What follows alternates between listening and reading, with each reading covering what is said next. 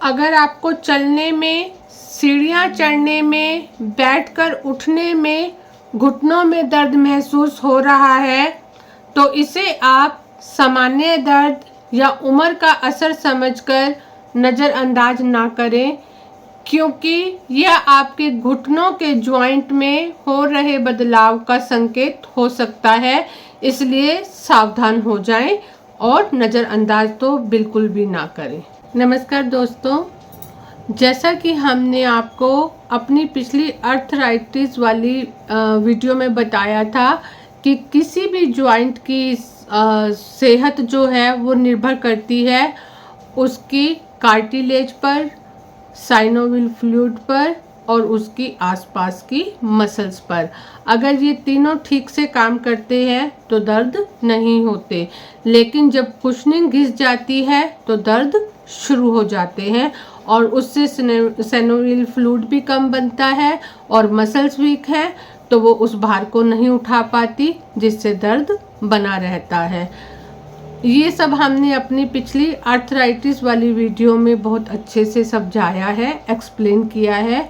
अगर आपने वो वीडियो नहीं देखी तो उसे ज़रूर देखिए, फिर आपको इसको समझने में भी आसानी होगी और उसका लिंक आपको डिस्क्रिप्शन में मिल जाएगा, तो आप उसको भी ज़रूर देखिए, उसके बाद इस वीडियो को देखिए। तो आज हम घुटनों के दर्द को साइंटिफिक और प्रैक्टिकल रूप से समझेंगे। देखिए, एक तो हमारे शरीर का सारा भार जो है वो घुटनों के ऊपर होता है, तो इसलिए वज़न अधिक नहीं होना चाहिए। वज़न अधिक होने से हड्डियों पर भार ज़्यादा पड़ता है। और दूसरा, जब हड्डियों के बीच की कार्टिलेज घिस जाती है तो हड्डियां जो हैं आपस में रगड़ खाने लगती हैं।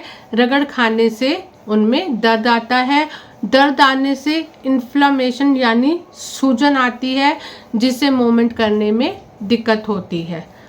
तो यह कार्टिलेज घिसने के कई कारण हैं। लाइफस्टाइल भी इसका एक कारण है और उम्र भी इसका एक कारण है और कई बार बहुत लॉन्ग आवर्स की सिटिंग जॉब भी इसका एक कारण है, क्योंकि लगातार बैठे रहने से, उसको मूवमेंट ना मिलने से भी कार्टिलेज वीक हो जाता है, सूखने लगता है। और कई बार किसी प्रकार की इंजरी यानी चोट वोट लगने से भी कार्टिलेज कट जाता है, तो एक कारण ये भी है। अब बात करते हैं इसके लक्षणों की। सीढ़ियाँ चढ़ने में दिक्कत होना, ज़्यादा चलने फिरने में दर्द का बढ़ जाना और उठकर बैठने में दिक्कत होना और ज़मीन पर बैठने पर तो बहुत ही ज़्यादा खिंचाव पड़ना और अपने आप से उठ भी ना पाना और सुबह उठने पर घुटना जाम लगना और उसके बाद उसमें जलन होना और सूजन का बने रहना, जिससे मूवमेंट करने में बड़ी ही दिक्कत आती है।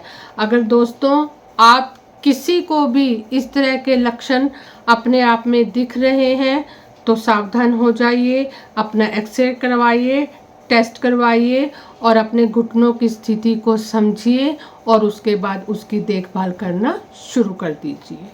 अब बात करते हैं प्रैक्टिकल अप्रोच की, यानी आपको क्या करना चाहिए।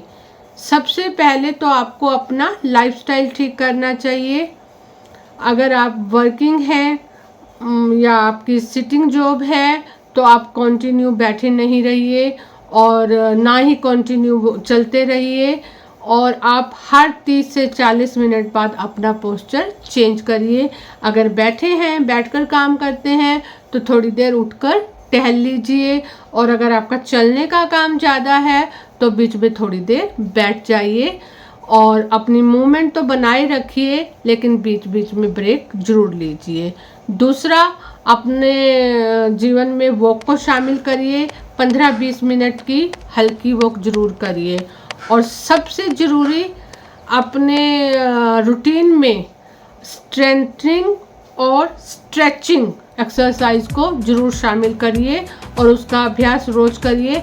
आपको रोज़ अपने आप को आधा घंटा देना है, जिससे आपके क्या होगा, स्ट्रेचिंग करने से क्या होगा, आपके घुटने की जो आसपास की मसल्स हैं वो स्ट्रेंथन होंगी, वो मजबूत होगी, जिससे आपको दर्द कम होगा। तो इसका अभ्यास आप ज़रूर करें। अगर आपका वज़न ज़्यादा है तो उसको भी कम कीजिए, वेट को कंट्रोल में रखिए। और दूसरा, अपनी डाइट में प्रोटीन डाइट को बढ़ा दीजिए। इससे आपको 2 फायदे होंगे।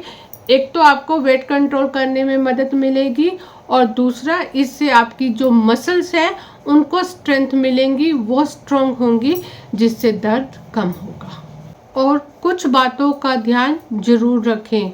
अगर दर्द ज़्यादा है तो भी ज़्यादा आराम पर ना जाएं, क्योंकि उससे क्या होता है, जॉइंट्स और स्टिफ हो जाते हैं, उनमें स्टिफनेस आ जाती है। तो उस कंडीशन में भी मोमेंट बनाकर रखिए। धीरे चलिए, हल्का चलिए, कम चलिए, लेकिन मोमेंट बनाकर रखिए। और दूसरा, अपना खाना पीना समय पर करिए, भोजन हल्का रखिए, सुपाच्य रखिए और याद रखिए भोजन ताज़ा होना चाहिए। बासी और ठंडी चीज़ें ना खाइए, और क्योंकि इससे वात बढ़ता है और फिर वात बढ़ने से दर्द और बढ़ते हैं। घुटनों का दर्द एक प्रोग्रेसिव और डिजनरेटिव प्रोसेस है। इसे सही समय पर समझकर संतुलित आहार, सही मूवमेंट और सही एक्सरसाइज के द्वारा काफ़ी हद तक कंट्रोल किया जा सकता है और अपनी लाइफ को आसानी से जिया जा सकता है। दोस्तों, हमने कुछ समय पहले घुटनों की एक्सरसाइज पर बहुत ही सुंदर वीडियो बनाई है, जिसमें एक तो एक्सरसाइज बहुत कम दी हुई हैं, लेकिन वो बहुत ही इफ़ेक्टिव है। अगर आप उनका रोज़ अभ्यास करेंगे तो आप 15 दिन 20 दिन में देखेंगे कि आपको दर्द में काफ़ी फ़र्क है। तो उसका लिंक भी मैं आपको डिस्क्रिप्शन में दे दूँगी। आप उसको देखकर, सीखकर रोज़ उसका अभ्यास करें। दोस्तों, इसलिए आप आज से ही सतर्क और सावधान हो जाइए, क्योंकि घुटनों का दर्द सिर्फ चलने में ही बाधा नहीं बनता, यह आपके आत्मविश्वास और आज़ादी को भी छीन लेता है। इसलिए आपको जो उपाय बताए हैं, संतुलित भोजन करना, ताज़ा भोजन करना, डेली वॉक करना, डेली एक्सरसाइज करना और अपने वज़न को कंट्रोल में रखना और अपने जॉइंट्स को मूवमेंट में रखना, ये सब शुरू कर दीजिए, ताकि आपका दर्द आपके कंट्रोल में रहे, आपको उसके कंट्रोल में ना होना पड़े। तो उम्मीद करती हूँ आपको ये सारी जानकारी अच्छी लगी होगी और आप इसको ज़रूर अपनाएंगे और उसका आपको फ़ायदा तो मिलेगा ही मिलेगा। अगर आपको यह वीडियो पसंद आई है तो लाइक करें, शेयर करें, दूसरों को भी ज़रूर शेयर करें और चैनल को सब्सक्राइब नहीं किया तो कर लें, ताकि और अच्छी अच्छी वीडियो भी आप देख पाएँ। Thank you.